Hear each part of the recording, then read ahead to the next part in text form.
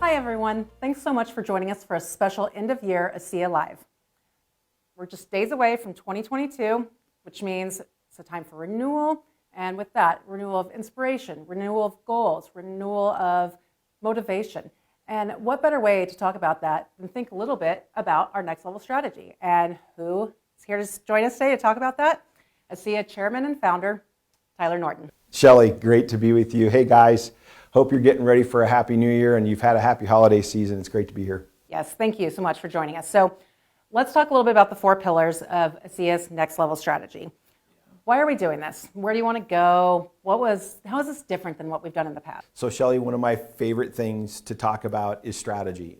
As you know, and I know a lot of our viewers know, my dad was head of strategy at Kraft Foods, and from a very young age, I would pick his brain, and he really became a mentor in this space for me. So I'm excited to talk about it. And you're right, we have 4 pillars to the next level strategy that are really, really important for where we see things going into the future.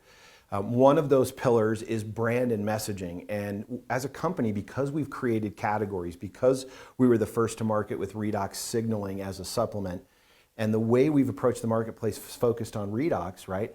Our brand and message at times has needed to be clarified and simplified. And we've invested a lot of time, money, and energy and resource in this particular pillar of the strategy. And the first quarter, just a few weeks out here, you're going to start seeing evidence of this. Some of it's been revealed already, and some of this is going to start revealing over time. For example, in a matter of weeks here, you'll see brand new websites worldwide that kind of reflect the look and feel of this brand messaging and the brand promise that we have, and just an entire new approach to how do we position ourselves in a marketplace where no one else is playing in redox. So that's a pillar that's really important for us. We felt like branding and messaging was a key place to start, and we've been parallel pathing another pillar. And that pillar points to our approach to the associates experience, end to end, right? When they enroll, what their experience is in terms of onboarding and how they get exposed to us, as well as a customer experience. And we know that we're in this liminal space. We're kind of coming out of a very weird time where the pandemic has accelerated people's buying online as opposed to retail. Buying behaviors are changing. So a pillar of this next level strategy points at what is the associate experience? Does it reflect our brand? Does it reflect that message? And then what's the customer experience?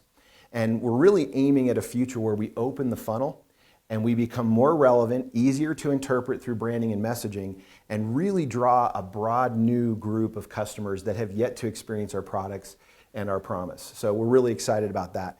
That particular strategy, so you've got brand and message, right? Then you've got associate experience and customer experience. Now jump and fast forward into product and science. So as you broaden your customer base on a clear platform and message, you've got an opportunity to expand the product portfolio and really exclamate, an exclamation mark, a punctuation mark on your intent to be relevant to customers and really live that brand promise. So product and science is going to be a big part actually of 2022. And people joining us in April in Las Vegas will get a really good look into kind of where we're starting. And it kind of portends the future opportunity. There's a lot of potential under that. So first was brand and message. Second, associate and customer experience. And then the third one points at product and science. Let me just speak to science for a minute. We have several concurrent worldwide initiatives. We've partnered with several redox professionals at many research universities and institutions around the world. Protocols have been designed and tests are underway. Now I want to make a disclaimer. You never know what you're going to get with science, right? You have to invest in it. Sometimes it's iterative. Sometimes you learn along the way. But we're really excited to know that we're right midstream right now at the end of this year on several science initiatives that really affirm some things we committed to in our next level vision several years ago and staying committed to that. So that's the third, product and science. And then last is kind of a bucket of what we call infrastructure. So as you know, we're in 33 markets. And as you get into a market, the needs are different than as you start to emerge in that market and grow. And so we're trying to catch up the infrastructure and support for the markets where we are. We've slowed down international expansion and kind of upticked our approach to infrastructure. So those are the big 4, branding and messaging, associate and customer experience, right? Product and science, and making sure we're elevating that, and being sure that the infrastructure around the world is properly positioned to support our people. So we're excited about it, and that's what we call next level strategy. That's amazing. And You mentioned something that I'm personally excited about, which is our new brand promise. Yeah. We power potential. Yeah. Tell me a little bit how you envision this taking shape, as we move forward. Yeah, I can't speak enough about this. One thing I want to caution everyone to not do is don't think of this as some platitude or some pleasantry, just some marketing box that's been checked. We have invested dozens, if not probably into the hundreds of hours and lots of money, I won't go to dollar amounts, but a lot, really aiming at saying, what is the essence of an interaction with ASEA? And that interaction can live at an employee. That interaction can live at a vendor, someone that sells us our bottles or the caps for our bottles. It certainly can and should live with the customer and our associates. Pretty much anyone that interacts with us. I heard it's once said that a brand promise is a lot like an emotional aftertaste. What is the emotional aftertaste that someone has after interacting with us? Let's look at it through the lens of an employee. We want the employees that work with us here to reach into that nascent or latent potential that's inherent in everybody and awaken that potential, and then create space for that potential to be powered. And so if you stop and think about every person you see, I've often said the greatest resource wasted in the world, we talk a lot about oil, we talk about energy, I think it's the human resource. So many people are trading the maybe for the sure. They're not willing to invest or commit to helping themselves. And so our commitment is we want to invest in people. So if you looked at it through the lens of an employee, we want to power their potential. As associates, right, as people willing to invest not only in taking and using our products to their own benefit, but saying, you know what, I see an opportunity here. I want to build a team. I want to share this with my neighbors and friends, and maybe even beyond that. We want to power that potential. And we're really, really committed to helping you do that. So much of the next level strategy I just talked about, associate experience and beyond, points to that. So a lot of the work we're doing to enhance the associate experience points right at that brand promise and says, if you're going to come here and invest in us, we're going to invest in you, okay? Another big dimension of this that I think sometimes might be missed, and I want to call this out very carefully on this interview, is the idea that our products also power potential. Potential has multiple meanings, multiple dimensions as we move forward as a company. So if someone interacts with us at a product level, we like to think, right, with our commitment to cellular health, we're powering the potential at a cellular level for them to live their best life, healthy, balanced, and beyond. So when we say we power potential, I know there are companies that will check a box on marketing and say, this is our brand promise. This is one that we've really gone deep on and we're deeply committed to. In fact, I was in meetings recently at an executive retreat. We spent several hours iterating on, okay, how do we really punctuate this so that we don't perjure ourselves and say, oh, we power potential and then not do it. And we're really looking closely at resource allocation and the attention we place on this, and we really mean it. So when you think about what you're trying to do as you build a team, if I can speak just to them for a minute, the associate experience, think about it through the lens of powering potential, right?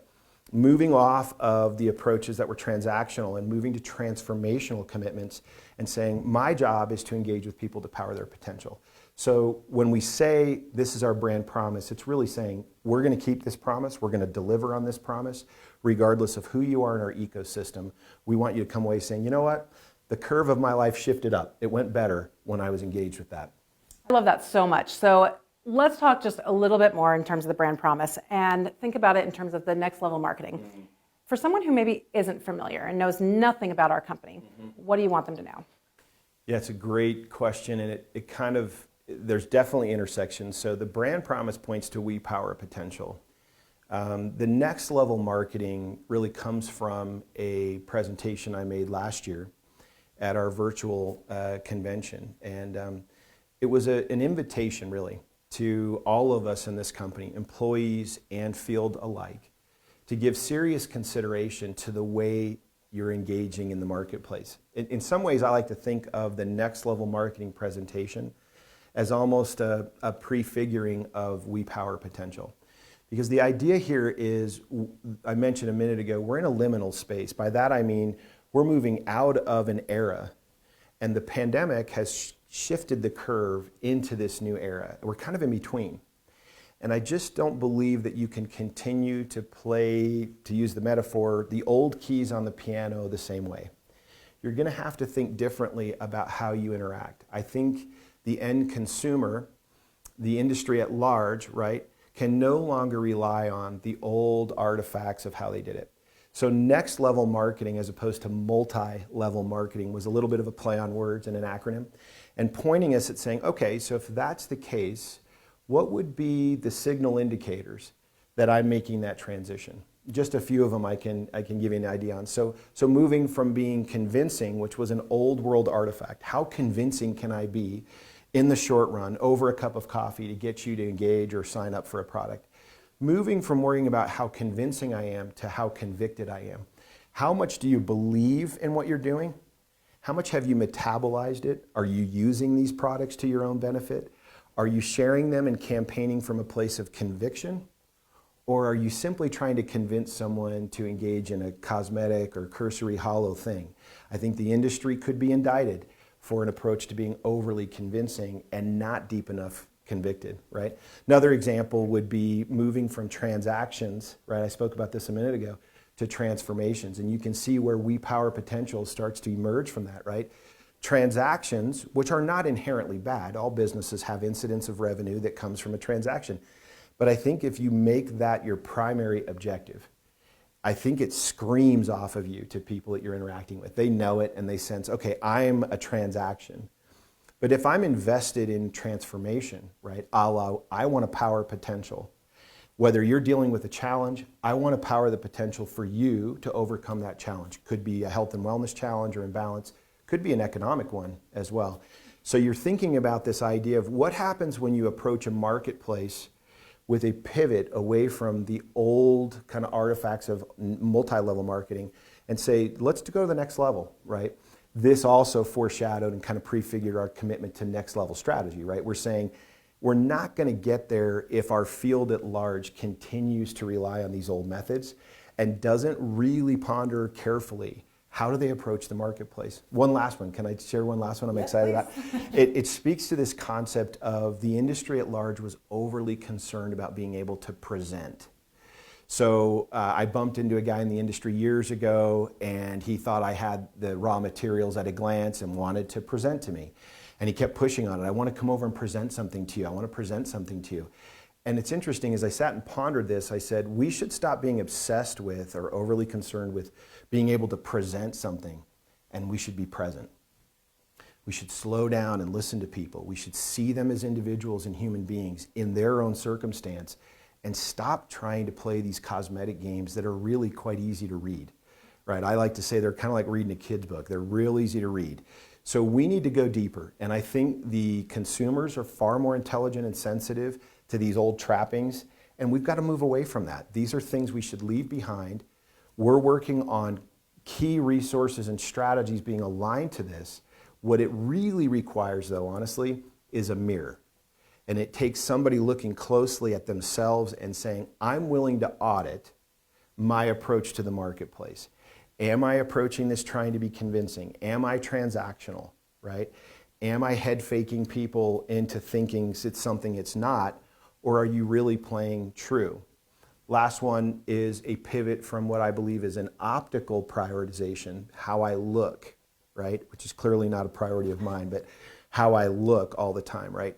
So I think the industry was really invested in the optical, how something appeared, how something looked. As an organization, especially with this We Power Potential promise, we need to move from optical to actual. We need to stop worrying about the cosmetic and start worrying about the real, right?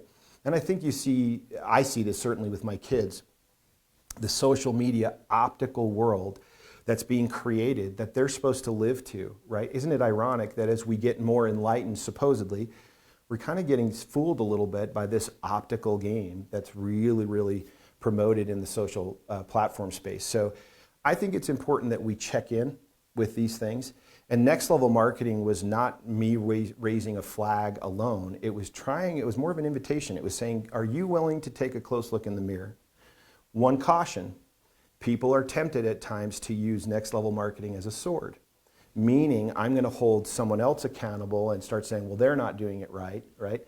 and you use it as a sword. It's never meant to be a sword. It's meant to be a reflective mirror that says, how am I doing? How am I approaching people? Am I more worried about being able to present, transact, or am I present and anxious to transform them with their health or their situation? So if you think holistically about what we're doing, you see an approach to next level marketing is this personal invitation. You see resource allocation in the form of strategy that's pointing at what I like to say is where the puck is going on the ice. Wayne Gretzky said, I never skated to where the puck was. I skated when I played hockey to where the puck was going. And I think we're trying to pay attention to what's happening, not just internally, but externally, with our strategy, with a clear brand promise and message so people can go, okay, that's curious to me. That emotional aftertaste that says, I feel like I can reach my potential here. And then lastly, this commitment to saying, let's not just say it, right? Let's do it. Let's not just play the optical. Let's get actual about it. And again, it's an invitation. Some people may take it seriously, more seriously than others. I'm convinced if you'll invest in that process, you'll actually see results. Meaning the market will respond to you if you stay active and commit to that pivot rather than giving into the old world, the old MLM. Get into this next level model and just try it out. And I think you'll find you'll be more successful. I think you'll enjoy it more because you're way less amped up about how someone might see you, right? You're more concerned about, I'm just sharing this from a place of conviction and really anxious to help transform you and help you reach your potential. So a little, probably long of an answer, but I'm genuinely excited about it and believe it's a really big differentiator if we, myself and all of you, will take it seriously. Yep. I think that's a great takeaway for us and something to definitely be thinking about as we move into the new year. So on that note, we are out of time. We want to wish everybody out there a happy new year, and we can't wait until a wonderful, successful 2022. Me too. Happy New Year, guys. Thanks for listening.